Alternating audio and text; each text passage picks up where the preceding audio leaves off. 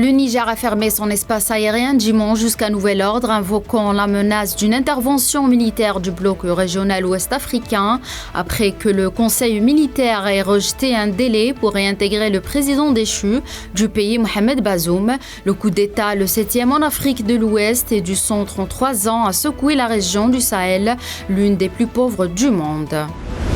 Des milliers de partisans des militaires nigériens ont influé dimanche dans un stade de la capitale Niamey, semblant indifférent à la menace d'une intervention militaire du bloc régional d'Afrique de l'Ouest alors que son ultimatum pour réintégrer le président expire. Des acclamations retentissantes ont salué chaque phrase d'un discours lu par un représentant de la nouvelle administration dirigée par l'armée devant la foule bondée au stade qui a souligné la détermination du conseil militaire à rester au pouvoir. Le président nigérien Bola Tinubu, qui avait sollicité auprès du Sénat la permission d'envoyer des troupes nigérianes au Niger dans le cadre d'une intervention militaire, s'est vu refuser cette demande, un refus adopté à la majorité par le Sénat et les sénateurs.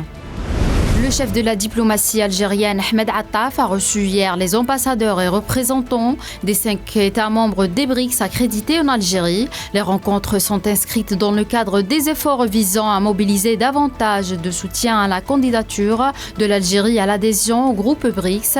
Le ministre algérien a affirmé que l'Algérie aspire à apporter une contribution qualitative à l'activité des BRICS au service des objectifs de paix, de sécurité et de développement.